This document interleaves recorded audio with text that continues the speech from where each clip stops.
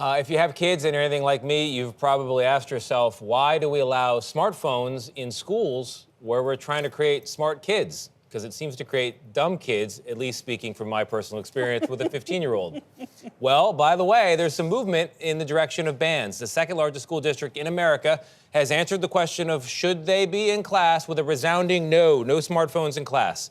Happened just yesterday in LA. The Los Angeles Unified School District banned phones and other devices like smartwatches from being used during school hours.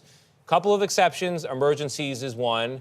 So now, is there a little momentum? What are we going to see next? Similar bans could be coming to a classroom near you. In fact, 24 states are working to ban or restrict smartphones, either through legislation or recommendations from education departments. Recommendation sounds a little bit flimsy, but we'll talk about that. Now, if you're wondering where the American people stand on this question, I'm in the supermajority here. 68% support a phone ban during class for middle and high school students. What do teachers think? More than 70% of high school teachers say students are distracted because phones are a major problem when they're in the classroom. So, neutral question here. Is it time to hang up on smartphones in schools? We are joined by Dr. Stuart Ablon, a child and adolescent psychologist at Massachusetts General Hospital and an associate professor at Harvard Medical School. Good doctor, good morning to you. Thank you very much for being here. I find it hard to concentrate even on conversations like this with my phone on the table because I might get alerts. I think, did I turn it off? Is it going to ring? It is a distraction device. It seems to me obvious that it shouldn't be in class. Where do you come down on it, though, as someone who knows a lot more than me?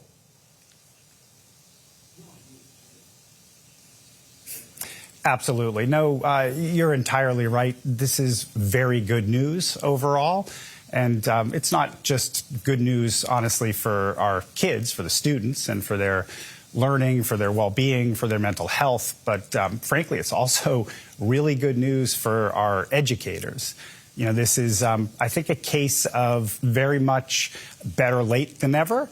You know, our educators are incredibly stressed out, incredibly overwhelmed. You can imagine what it's like trying to engage a class of 20-some odd kids or more in some cases who are sort of glued to their phones. And it's incredibly disheartening and disempowering. And, you know, I can't think of anything more demoralizing than trying to sort of educate a bunch of kids with little slot machines in their hands. And even the best teaching can't compete with that. So this is high time. It's very good news, but it's not uncomplicated either, honestly.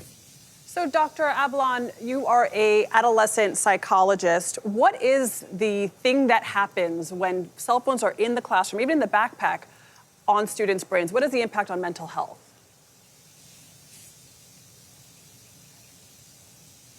Well, first of all, as you all mentioned already, just the distraction. I mean, it's impossible to be fully present and learning when you've got your phone right there or your phone is very close to you and you're thinking about what's going on that phone at all times.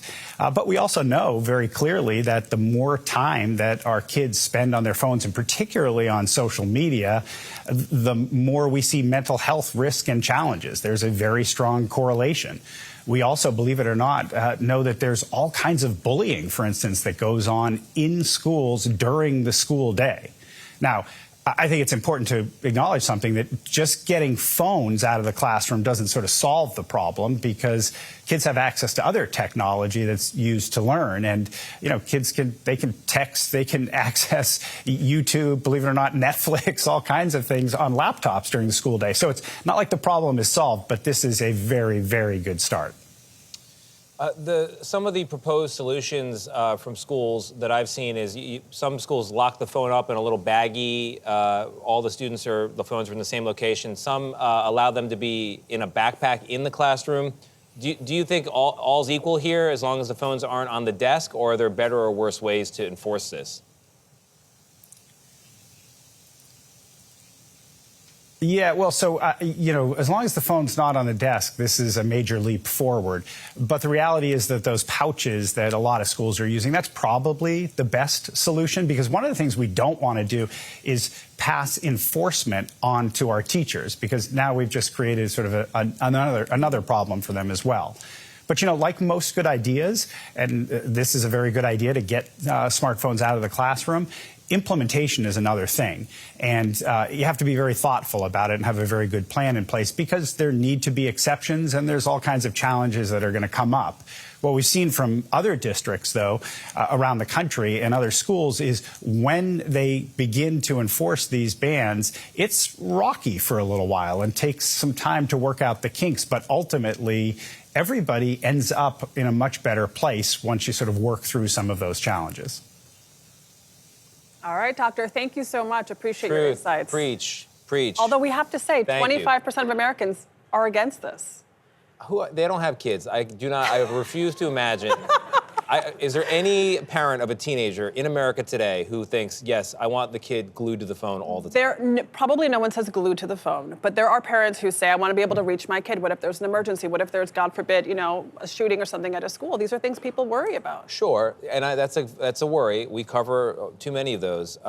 There are non-smartphone ways to solve that, or the watch option, but even then, it's a distraction machine. Yeah. Doctor, thank you.